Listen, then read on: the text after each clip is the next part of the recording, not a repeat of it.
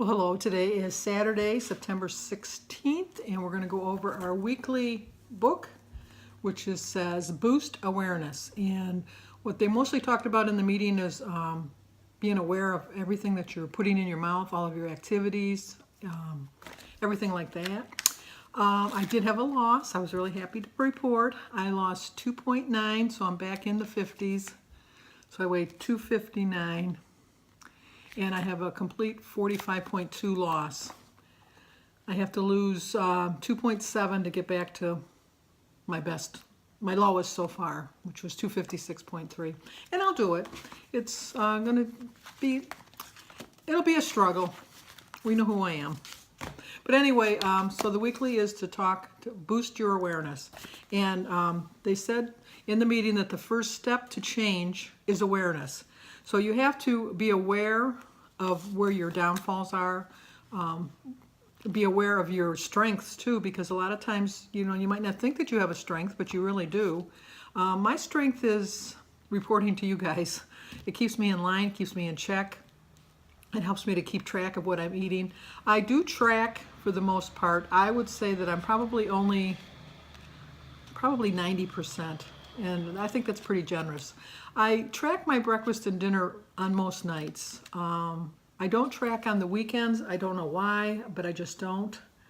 And I don't track at family dinner as much as I should. And those are my biggest downfalls. And I'm aware that those are my downfalls. But then again, I'm aware that it's part of my life.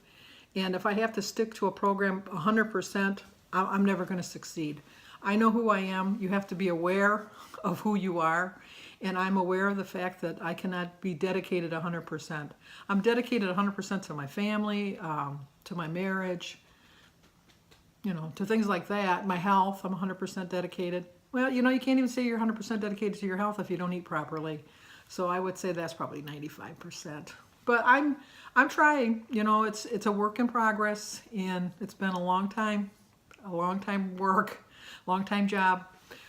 When you hire a contractor and they say, well, it'll be done in 3 to 4 weeks, and then it's usually not done for 6 weeks.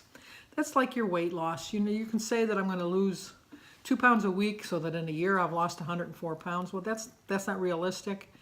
It would be nice if I knew that I stayed on my program 100% and did everything completely like I was supposed to, and I would lose 2.5 pounds a week. I probably would do it. But your body's not going to cooperate. You're going to reach plateaus in your life, in your life in general, and your work. Anything, you're always going to reach a plateau. And once you reach the plateau, you have to kind of settle into that plateau, not get complacent with it, but kind of be aware of it, and know that it's only for a short period of time that you're going to be in this plateau. Don't let it discourage you. I'm not in a plateau. I'm up and down, up and down, up and down, up and down. That is not a plateau. A plateau is when you're really, really trying, and you're really trying to lose weight, and you're just not succeeding. But you're doing everything right.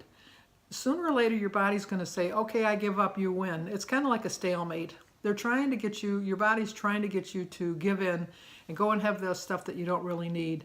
It's kind of tempting you, and you just have to know that you're stronger, and you're just going to move past it. But you have to know that awareness is the greatest tool for change. So you have to be aware of your behavior and your habits. I have the behavior, which I've told you in the past, that after I do my monthly budget, I always give myself a reward. I don't need to be doing that anymore. I have enough money to pay my bills. I don't have to struggle from week to week. And I just have that mindset, and I have a hard time shaking it. But I'm aware of it. I am working on it. When I do my budget now, even though I do have something to eat, it's pretty much healthy. I have like a bag of nuts, or you'd be surprised. Like even the other night when I was tempted to go off program, I thought, well, I'm going to have some potato chips. And so I bought some new potato chips called chicken and waffles, and I didn't think I'd like it because I'm not a really big fan of chicken and waffles, but it was a different kind of chip, and I thought, hey, I'll try it. And I measured it out an ounce, and I was surprised at how much an ounce was. It really was a lot of chips. And I had that with my sandwich, And you know what? It satisfied my urge, my craving, and I moved past it. I didn't go crazy. I had the chips. Whereas if I wouldn't have had the chips, I would have indulged in something else. I would have just said, oh, you deprived yourself of the chips. And then I'd be keeping walking past. I have candy jars. I have grandkids. My grandkids love candy. I have fruit too, and they do eat the fruit, but you know, they can eat candy because, you know, they're kids. But I'd walk past the candy and I'd go, oh, I gotta get some candy. But no, you know what? The chips were enough. They satisfied me, and I moved on. The sandwich was very good. I did change up my eating this week, and I think it did make a difference. It showed on the scale that I did lose the 2.9. So I did boost my awareness because I was aware of it. And you have to be your habits too. I pretty much have the habit of I get up in the morning, I get dressed, and I go right for my walk. If I don't do that, I have a hard time working it into my schedule. And not that I have a hard time, not that I'm busy, but it's just if I don't do it right away, I get sidetracked on other things and I put that to the side. So I know that the habit that I have is I have to get up, I have to walk, drink my water, and just know that I'm going to have my meals and plan them out for the day. So you want to make sure that you change your bad behaviors to a good behavior. So like I said, my bad behavior before was when I got done doing my bills, I'd always have a piece of cake, some cookies, I'd make a hot fudge sundae. I would do something drastic like that. Now when I'm done, I'll have like some pretzels, a bag of nuts. Now I know it doesn't sound as exciting, but I feel just as satisfied. So what you want to do is know that what gets measured gets managed. And that brings back to tracking. You have to measure things. You'd be surprised, like I told you with the chips. I was just going to have a couple chips, and I probably would have had a couple, and then a couple more, then a couple more, then a couple more. It was better to weigh them, to see how many there were, and there were a lot. Sometimes when you measure stuff, you think, oh my gosh. In the other direction, you think, well, like my salad dressing. You know, I used to just pour the dressing on and think, oh, that looks like about 2 tablespoons. Well, when you measure 2 tablespoons, it's not really a lot. So my salads are so huge, and I know people probably wondering, if you watch my daily vlog, you probably wonder how I can get by with just 2 tablespoons of dressing. And the way I do it is the half a cup of cottage cheese. I have the dressing over the top of my salad, which kind of somewhat soaks into the salad, but then I put cottage cheese over it when I get to the bottom part, and that kind of puts me through the rest of the way. You want to track your feelings and your habit and what affects your progress. You have to know what's going to be your downfall. And if you track, it makes you accountable. If you measure, it makes you accountable. So you want to make sure that you use the track as a tool to assist in your progress. So when you're on track and you're tracking, you're going to eat less, you're going to move more, and you're going to get immediate gratification. I feel very good when I've tracked and I've stayed on plan and I've done exactly what I'm supposed to do. And it shows on the scale when I've had a loss, and that makes me very happy. So we're going to talk a little bit about the book now, which is Boost Awareness. And it says the evidence is clear. Tracking helps you lose weight by making you aware of what and how much you're eating. But it's up to you when and how you want to track. Some people like to pre-track their meetings for the day, and other people like to do it as they're going along. I pretty much do it as I'm going along. I have a kind of a general idea what I want to eat for the day, and so I kind of know how many points I have, and that's how I do it. In tracking, it'll help whether you use the mobile app. Weight Watchers has a mobile app that you can put your food into, and it'll have like blue dots. I don't use that. I use my book that people know that they see. But you want to budget and decide what food is worth it, because not all, like I said before, not all points are the same. You can have like, I think it's 12 marshmallows, or you could have like I forget what the other thing was. I forget. Well, I should have remembered that before I told you. But it's like comparable, like like 2 ounces of chicken. That's it. 2 ounces of chicken and 12 marshmallows. Well, the marshmallows are going to taste good. The sugar is going to satisfy you. You're going to be on that really big high, but then you're going to crash. Whereas the chicken is full of protein, it's going to last you a lot longer, and you're going to be glad that you did pick the chicken instead of the marshmallows. So then it's the Think Again page. And the Think Again page is an unhelpful thought is if I don't track everything I eat and drink, it's not worth tracking at all. But the helpful thought, it's always worth it to be mindful of what I eat and drink, even if I'm not perfect about it. Having some information what I'm eating is always better than nothing when it comes to reaching my goals. If you kind of have a set amount of points that you want to use in the day, like if you want to divide them up. I only eat the 2 meals, so my breakfast is usually between 9 and 10 points, and my dinner is like around 20 to 25. That's not the right way to do it. I understand that, but that's the way that works for me when I follow the plan. When I follow the plan and don't go off sidetrack and go crazy, even though I have 2 heavy meals, it works for me. I am not the type of person that can eat a lot of small meals. It just doesn't fit into my thinking. If I think that I'm eating all the time, I just don't. I don't know. I know that on Weight Watchers you're not supposed to feel hungry, but I don't think I'm losing weight unless I feel a little bit hungry. So I want to be hungry when I eat my breakfast, and I want to be hungry when I eat my dinner, and then I do appreciate it that much more. The unhelpful thought is I really don't want to have to track everything I eat and drink for the rest of my life. But the helpful thought is tracking is key as I'm learning about what works for me and what doesn't. I don't have to commit to doing it for life, but it's an incredibly helpful tool when I need it.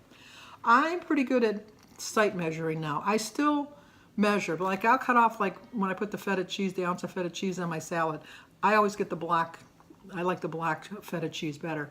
And I cut it off, and I'm pretty close to an ounce. I can see it by sight, but I still measure just to make sure.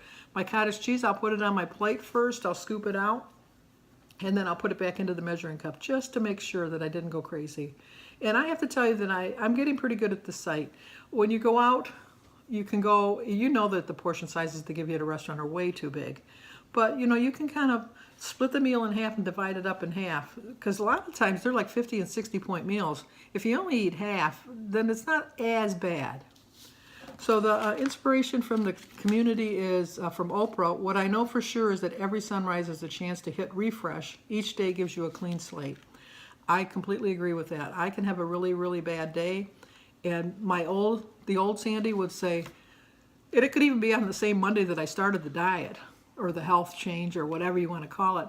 I can go crazy and just say, oh, now I got to wait till next Monday to start again. I don't do that anymore. If I mess up, you know, I messed up, but tomorrow's a new day and I'm going to start again. Another one is every decision matters, and what matters even more is my conscious awareness of what I'm doing.